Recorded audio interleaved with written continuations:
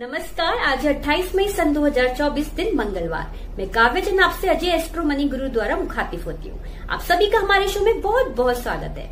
आज के शो में चर्चा का विषय है गुजरात में तिल की बिजाई में आई करीब 7% की कमी। अगर आप इस तरह की अन्य जानकारियों को लेकर अपडेट होना चाहते हैं तो हमारे चैनल पर विजिट करना बिल्कुल न भूलें।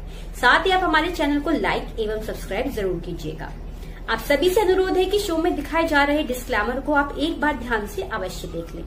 एक और खास बात, अगर आप साप्ताहिक न्यूज़लेटर कृषि जिन्सों की अपडेट के लिए संपर्क करना चाहते हैं तो आप मात्र 3000 वार्षिक शुल्क पर कर सकते हैं। तो कॉल करें 9818310203 या 9887056704 पर। तो आइए जानते हैं आज की नई जानकारी।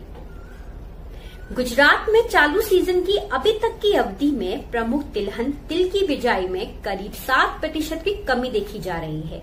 यह जानकारी राज्य कृषि विभाग के उपलब्ध आंकड़ों से प्राप्त हुई है। कृषि विभाग ने बताया है कि राज्य के सबसे बड़े उत्पादक क्षेत्र सौराष्ट्र में बुआई में करीब 11% की कमी आने के कारण तिल की बुआई में यह कमी की स्थिति नजर आ रही है।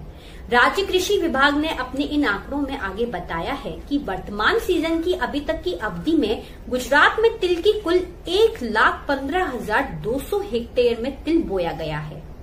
एक वर्ष पूर्व की आलोच्य अवधि में राज्य में इसकी 1,23,500 हेक्टेयर में बिजाई हुई थी। इस बार की बिजाई की सबसे बड़ी विशेषता यह है कि उत्तरी गुजरात में तो बिजाई 100% उछल गई है।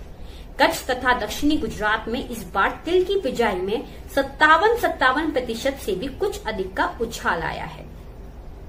अधिक बुआई वाले उत्पादक क्षेत्र हालांकि उत्तरी गुजरात राज्य के छोटे उत्पादक क्षेत्रों में से एक है, लेकिन इस बार इस क्षेत्र में तिल की बुआई में 100% का उछाल देखा जा रहा है। राज्य कृषि विभाग के उपलब्ध आंकड़ों के अनुसार चालू सीजन की अभी तक की अवधि में उत्तरी गुजरात में तिल की 2000 हेक्टेयर में बिजाई हुई है। बीते सीजन की समीक्षागत अवधि में इसकी 1000 हेक्टेयर में बिजाई हुई थी। इससे पता चलता है कि पिछली सीजन की समयावधि की तुलना में इस बार अभी तक क्षेत्र में तिल की बुआई में 1000 हेक्टेयर या 100% का उछाल दर्ज किया गया है।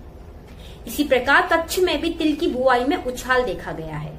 गुजरात कृषि विभाग ने अपने इन आंकड़ों में बताया है कि वर्तमान सीजन की अभी तक की अवधि में कच्छ में तिल की 3000 हेक्टेयर में बुआई हुई है।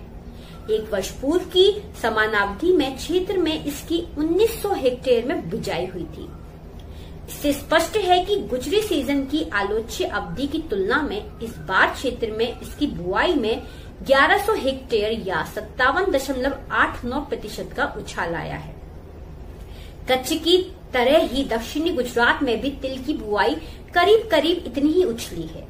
राज्य कृषि विभाग के उपलब्ध आंकड़ों के अनुसार चालू सीजन की अभी तक की अवधि में दक्षिणी गुजरात में तिल की 4100 हेक्टेयर में बिजाई हुई है। एक वर्ष पूर्व की समीक्षागत अवधि में इसकी 2600 हेक्टेयर में बुआई हुई थी। इससे पता चलता है कि पिछले सीजन की समानावधि की अपेक्षा इस बार अभी तक क्षेत्र में तिल की बुआई में 1500 हेक्टेयर या 57.69% का उछाल दर्ज किया गया है। मध्य गुजरात में भी तिल की बुआई उल्लेखनीय रूप से बढ़ी है।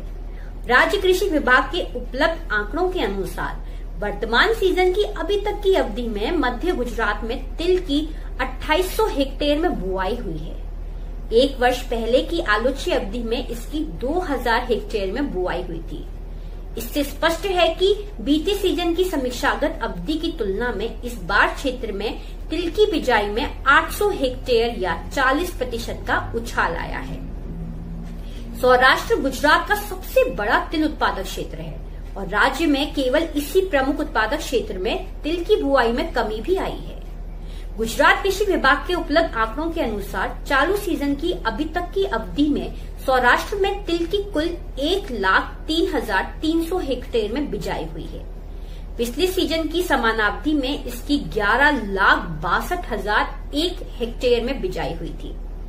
इससे ज्ञात होता है कि एक वर्ष पूर्व की आलोच्य अवधि की तुलना में क्षेत्र में इस बार अभी तक की तिल की बुआई में 12,900 हेक्टेयर या 11.10% की कमी आई है।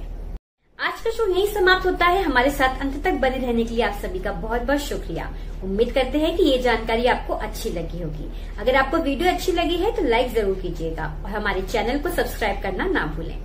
फर्दर डिटेल्स व रिसर्च रिपोर्ट के लिए अगर आप हमसे संपर्क करना चाहते हैं तो आप हमें कॉल कर सकते हैं 9414056705 या 9887056704 पर।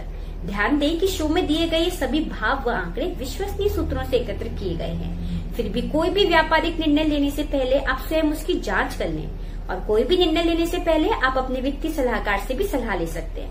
ये सभी जानकारियां आपको अनुसंधान और शिक्षण के लिए दी जा रही है। किसी भी प्रकार की लाभ और हानि की जिम्मेदारी हमारा चैनल नहीं उठाता है। धन्यवाद।